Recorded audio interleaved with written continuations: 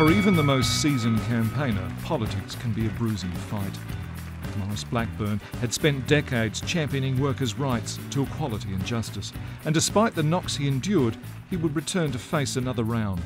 The Communist Party has of course begun to control significant elements of the trade union movement, and Maurice's view that he could in effect continue to bridge that divide in the middle to pursue a sort of civil liberties view of tolerance of a broad, united left is becoming less and less, I think, realistic and manageable at that time.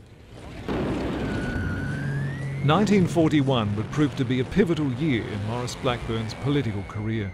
As the Second World War raged, old wounds would once again divide Labour, isolating Maurice from the party he had served for most of his adult life. And there were some within the party becoming tired and frustrated with Maurice's maverick and uncompromising ways.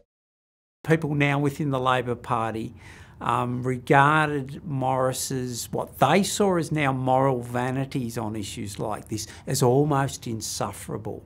He was probably also quite a difficult person to get along with. I think certainly his political colleagues would have found him that way, because he really had a bit of a it's my way or the highway kind of approach, and often he ended up on the highway and everyone else on a road together.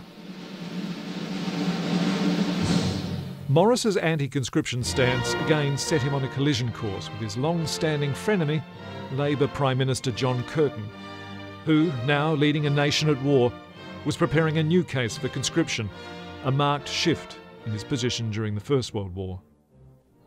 Maurice supported the idea of conscription to defend and protect Australia from within, but was passionately against conscription for service outside of Australia.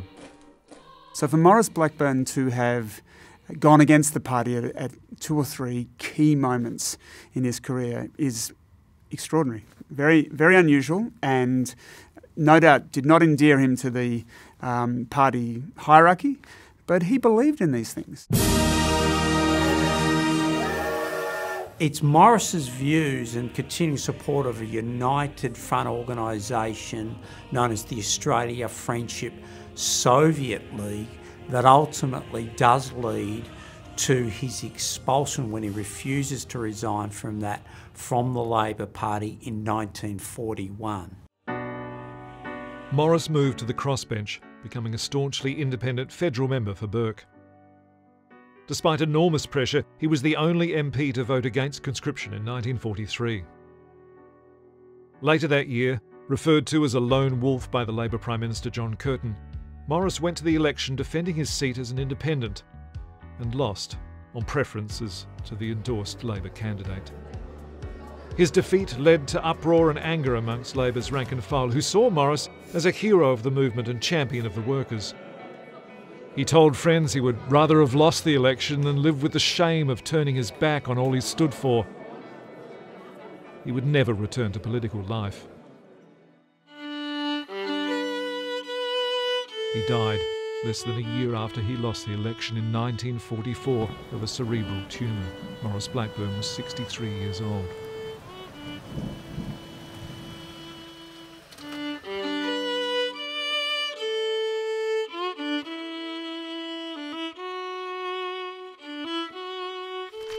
Tributes poured in after his death from both sides of the political divide. I can speak firsthand of his unwearying zeal, with which he placed his gifts at the disposal of the great trade union movement. Maurice Blackburn, for at least 40 years, was engaged in the service of the people of the Commonwealth, and in particular of that section of people who suffered injustice and whose capacity to speak for themselves was limited. For such people, he became an advocate. He pleaded their cause, and he engaged in a study of how best he could serve them. Australia lost a good citizen, and the working class a good friend. The good that he did will live after him. For almost a decade after his death, family, friends, colleagues and public figures would make an annual pilgrimage to Maurice's grave to honour Maurice and his work. I still miss my father. He died when I was 22. But he still is in the back of my mind.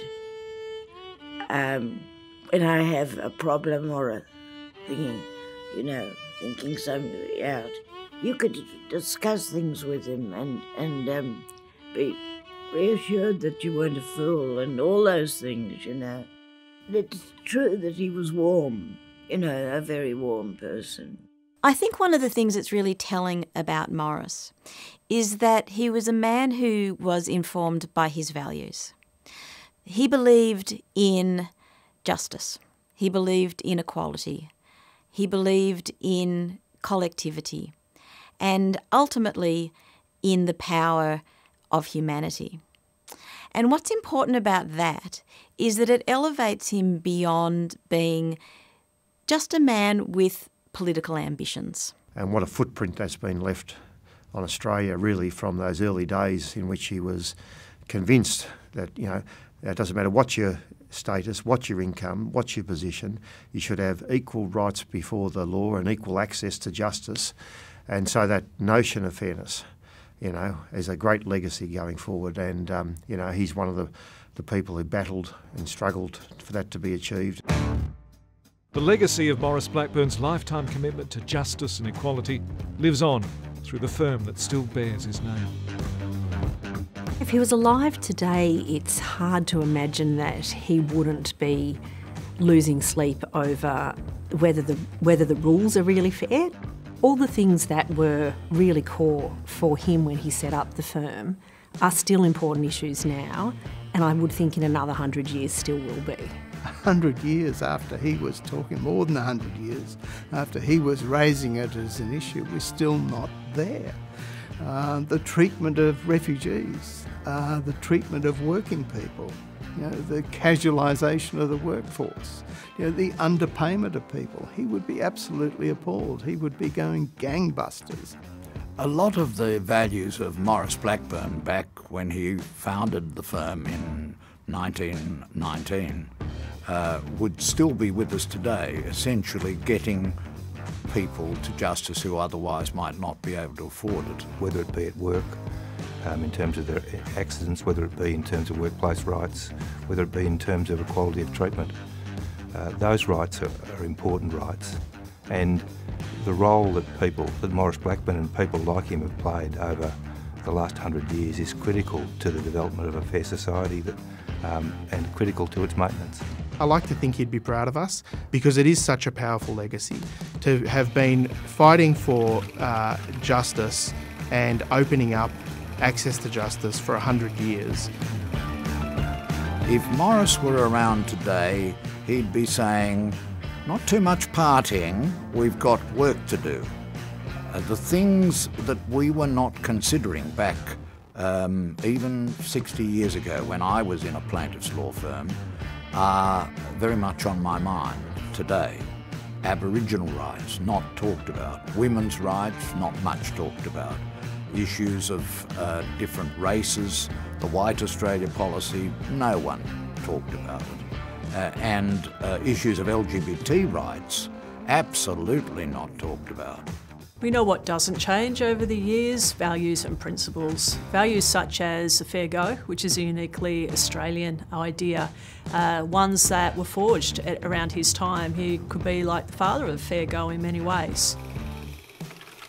Maurice Blackburn spent his life devoted to reform that would improve the lives of all Australians, and to achieve that goal, he pioneered a plaintiff law firm that will go on to help more people than Maurice could have dreamed possible. It's an enduring legacy and commitment that continues to drive the firm to this day.